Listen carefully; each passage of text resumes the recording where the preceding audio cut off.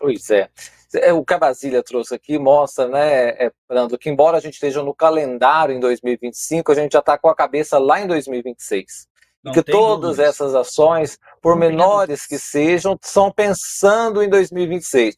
Da isenção do imposto de renda, por exemplo, tem um cálculo de que isso beneficiaria muito o governo, do ponto de vista de que é uma promessa de campanha do Lula, que ele conseguiria cumprir essa promessa e cairia bem na sociedade. Então o Centrão fala, eu estou desembarcando do governo, vou aprovar um projeto desse, mas como também ir contra, né? Ou seja, esse cálculo está sendo feito a todo momento. E eu queria te ouvir sobre esse cenário mais amplo, em que o bolsonarismo está disposto a fazer balbúrdia, outras coisas, justamente pensando nesse cálculo político e da prisão do Bolsonaro, do julgamento que está aí, né?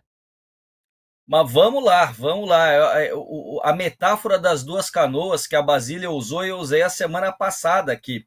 Só que eu não coloquei a canoa do governo do estado e a canoa da presidência da República, Basília. Eu coloquei que ele coloca um pé na canoa do bolsonarismo e um outro pé na canoa da moderação e da institucionalidade. Mas ele vai ter que optar. Se ele quiser ficar com os pés nas duas, ele vai ter dificuldade. Eu acho pouco provável que ele queira disputar com o Lula. A Basília trouxe um dado interessante. A esquerda, os progressistas, têm um nome, e é só este, é Lula. Só que esse nome é desde 1989, quando esse senhor que vos fala tinha 11 anos. O ano que vem eu terei 48 e o Lula deve ser o candidato. Veja só, Lula perdeu em 89, perdeu em 94, perdeu em 98, ganhou em 2002, ganhou em 2006, fez a Dilma em 2010, em 2014 foi preso, levou o Haddad para o segundo turno em 18 e voltou a ser presidente em 22. Não existe político cuja marca é tão consolidada e comunicada como Lula nesse país. Talvez, quiçá, no mundo democrático. Obviamente, eu não estou falando de autocratas e fascistas. Então, veja, é uma situação em que, da forma que a gente vê o desenho do ano que vem, a direita, e eu gosto de separar a direita da extrema-direita, tem um cardápio com nomes à disposição.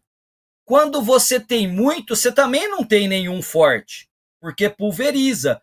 Agora, o Lula também, se cai de novo no banheiro, como ele caiu e todo mundo ficou assustado no final de 24, já deixa todo mundo assustado, porque pode não ser o candidato. Ou seja, é de novo uma eleição que eu acredito que ainda vai ter uma força demais no âmbito polarizado, a não ser que diminua a polarização e possa surgir o tão sonhado nome numa terceira via deste centro democrático que se afaste do bolsonarismo e do lulopetismo.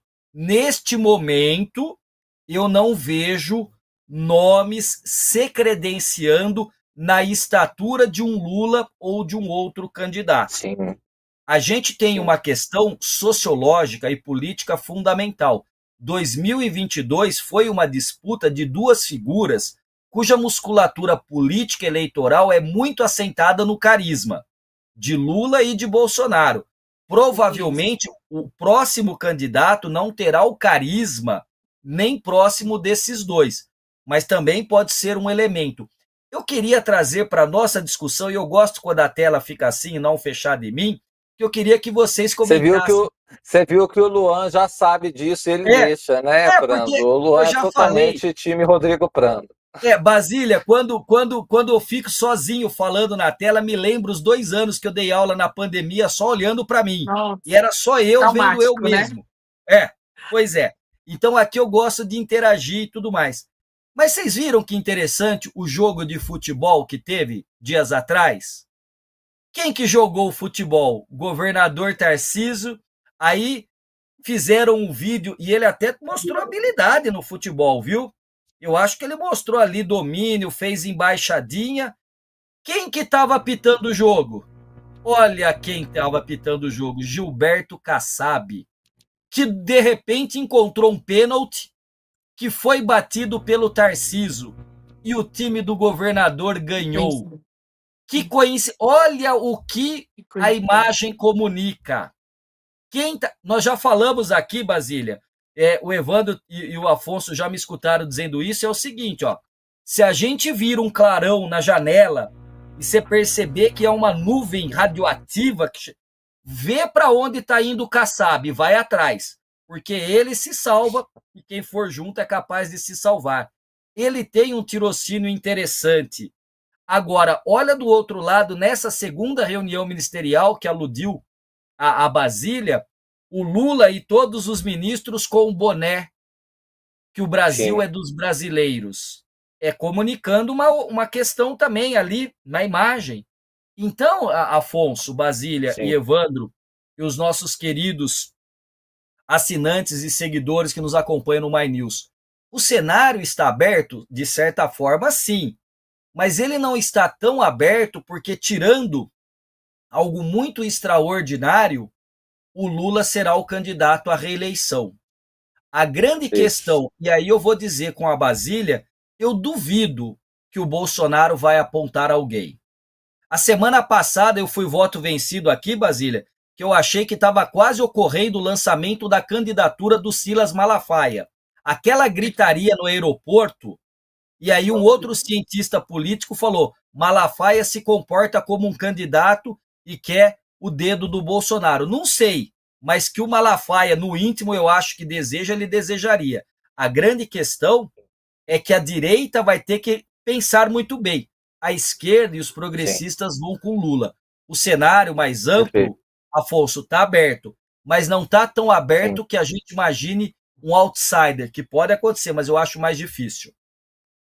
Olha, eu vou pedir para o Luan mostrar 2 vídeos que o Evandro Eboli fez. O Evandro, né, Basília, é um exímio jornalista que percorre os corredores do Congresso Nacional, descobre umas coisas muito interessantes, e o Evandro conseguiu pegar ali 2 falas do Eduardo Bolsonaro. Ele vai explicar depois direitinho, mas roda para a gente antes, Luan. Contra o Alexandre de Moraes. Uma vez aplicado contra ele, quem presta apoio a ele, logístico ou às vezes até moral, está correndo risco de também tomar as mesmas sanções. Então, é o prognóstico que pode ocorrer. Mas, mais uma vez, isso depende das autoridades americanas. Eu acho muito provável de que possam ser aplicadas outras sanções se o Brasil seguir, nessa primeira turma do STF, seguir por esse caminho. Pode falar, Eduardo. Então, por vezes eu encontro com brasileiros por aqui e às vezes as pessoas até se emocionam, pedem para não desistir, etc. Eu sempre falo, não tem como desistir não, pessoal, só para frente, podem contar comigo, tá? A gente já aceitou o desafio, o Alexandre de Moraes não tem mais como dobrar a aposta, acabaram as fichas dele, o que ele vai fazer? Né? Ele agora está tentando botar até policial federal dentro da casa do meu pai, o que fica ainda mais notório a qualidade dele, né? O caráter dele de violador de direitos humanos. Tem um sacrifício embutido, mas eu tenho muita fé em Deus que a gente vai vencer. Pode ter certeza. Evandro, conta tudo pra gente, dá o contexto aí dessa sua gravação. Pois é, gente, a gente aqui circulando, andando, entrando em todos, não sei se o Prando conhece aqui o Congresso, o corredor das comissões, já era meio final da tarde, circulando, a gente vai vendo o movimento entrando. Na hora que eu entrei nessa comissão, lá no final dos corredores, naquela tela projetada a imagem, o carão do Eduardo Bolsonaro. Cheguei, entrei, estava lotado. Isso é ao vivo? É ao vivo. Ou seja, o Eduardo Bolsonaro fez uma reunião remota com a bancada dos bolsonaristas, ele lá dos Estados Unidos e tal. E foi, gente, uma catarse. Vocês viram aí que eu fiz questão de mostrar ali os bolsonaristas com ele ali, porque se você se entra só no Eduardo, é uma transmissão remota do Eduardo lá. E eles ali, eu diria, a Bia Kicis, todo mundo ali, e não tem eleição sem Jair Bolsonaro, tal, ou seja, eu acho que eu vou só fazer isso aqui porque eu quero entrar no conteúdo da reunião. Eu acho que a situação do Tarcísio em relação ao apoio dos bolsonaristas vai ser complicado. E a gente fez uma entrevista com o Ciro Nogueira hoje, que o Ciro Nogueira falou o seguinte: Tarcísio só não é candidato se não tiver o apoio do Bolsonaro.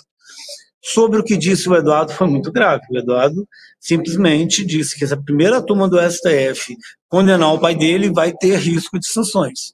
Né? A outra parte a gente já conhece, já meio fala dele. atacou o Moraes como violador de direitos humanos, já está sancionado, e que agora quer botar a Polícia Federal dentro da casa dele.